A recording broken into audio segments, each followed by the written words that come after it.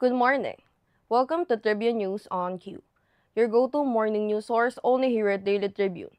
We're live on Daily Tribune's Facebook page, Daily Tribune page on YouTube, and at Daily Tribune Official on TikTok. For today's headlines, surprise witnesses will not be prevented from testifying in the impeachment trial of Vice President Sara Duterte. A legal spokesperson for the House prosecution panel said 51 common witnesses were identified during the first day of the pre-trial conference for the upcoming impeachment trial of Vice President Sara Duterte.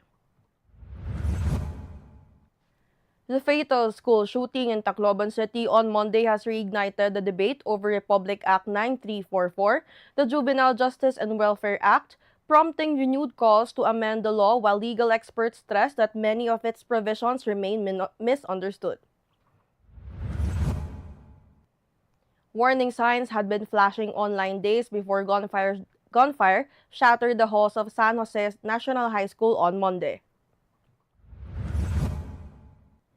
President Ferdinand Marcos Jr. on Monday said the stalled infrastructure projects will be included in the National Expenditure Program for 2027 amid the ongoing flood control projects controversy generated under the General Appropriations Act of 2025.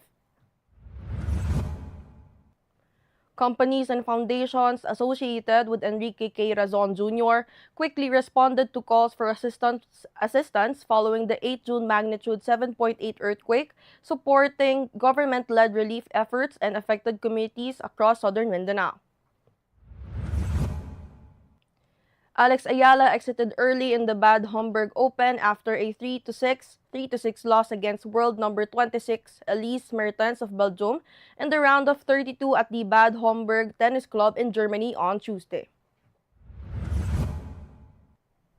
In an era when many people spend more time answering emails than chasing dreams, perhaps the most compelling love story is one that begins between deadlines, meetings, and on another exhausting day at work.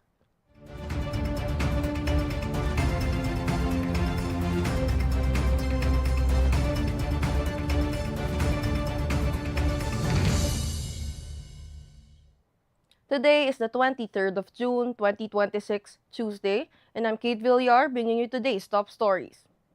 Let's kick things off with today's weather. Pagasa reports that Typhoon Francisco continues to affect parts of Luzon on Tuesday. Residents in affected areas are advised to remain alert for strong winds and possible rain showers associated with the typhoon. Authorities also remind the public to monitor official weather updates and take necessary precautions, especially in areas vulnerable to flooding and landslides. Now, a quick look at today's traffic update. Drivers traveling along NLEX can experience generally smooth traffic conditions this morning.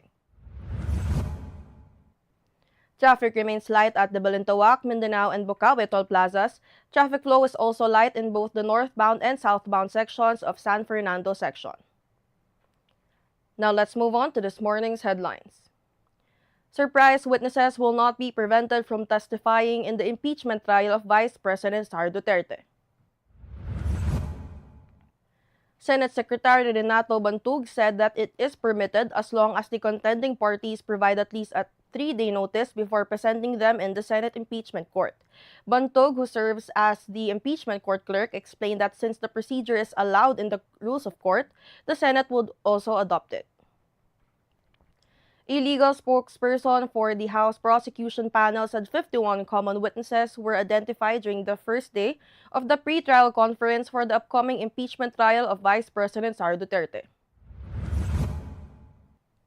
Attorney Jay Tolosa, a newly introduced member of the private prosecution team, said the 51 witnesses were among the 97 individuals listed by Duterte's camp in its pre-trial brief. Tolosa noted, however, that the defense may not present all of them, pointing out that Duterte's camp had requested only 30 trial dates before the Senate Impeachment Court. The fatal shooting in Tacloban City on Monday has reignited the debate over Republic Act 9344, the Juvenile Justice and Welfare Act, prompting renewed calls to amend the law while legal experts stress many of its provisions remain misunderstood. Following the shooting incident, Senator Robin Padilla renewed his push to lower the minimum age of criminal responsibility, asking whether Congress should convene a special session to tackle proposed amendments to the law. Warning signs had been flashing online days before gunfire shattered the halls of San Jose National High School on Monday. In the days leading to the campus carnage, a 15-year-old student had been posting disturbing images of firearms, soldiers, and violent content on Facebook, leaving behind a chilling digital trail that now appears to have foreshadowed the tragedy. President Ferdinand Marcos Jr. on Monday said the stalled infrastructure projects will be included in the National Expenditure Program of 2027 amid the ongoing flood control project controversy generated under the General Appropriations Act of 2025. As he inspected the Managa River in Barangay San Isidro, Talisay City, Cebu, the president also vowed to sustain the government's rehabilitation efforts to prevent communities from suffering the devastation caused by typhoons, flooding, and river overflows. Companies and foundations associated with Enrique K. Razon Jr. quickly responded to calls for assistance following the 8 June magnitude 7.8 earthquake, supporting government-led relief efforts and affected communities across southern Mindanao. Drawing on each company's capabilities and resources, relief operations centered on Sarangani and General Santos, using its logistic network International Container Terminal Services Incorporated through the ICTSI Foundation Incorporated, procured goods and worked with the General Santos City Social Welfare and Development Office to support an orderly distribution system based on validated beneficiary lists.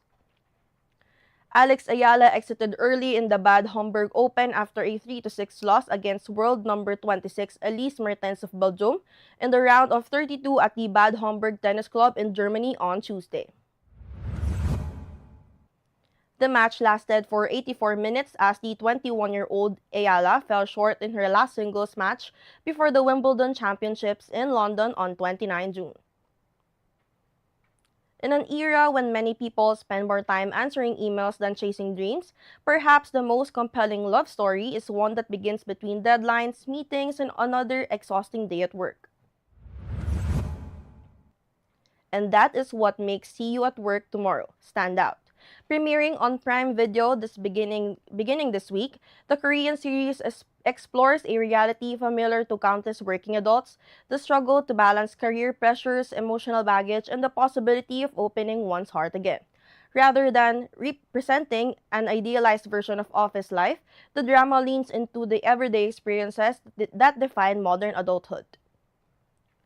Now, a quick look at today's core horoscope. Cancer, today is a good day to focus on strengthening your relationships and creating a sense of balance in your daily routine.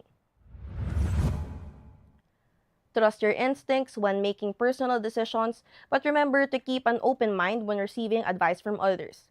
A calm and thoughtful approach will help you navigate challenges and make the most of opportunities that come your way. Mga katribu, did you know? The Attenborough's pitcher plant is one of the rarest plants native to the Philippines. This giant carnivorous plant was discovered on the slopes of Mount Victoria in Palawan. Its large, pitcher-shaped wraps can grow up to 30 centimeters tall and are designed to capture insects and other animals and small prey for nutrients. Today's viral video is an Instagram clip that has racked up over 4,000 likes. The video is an imitation of what Manny Pacquiao does after he makes his coffee. Let's watch this.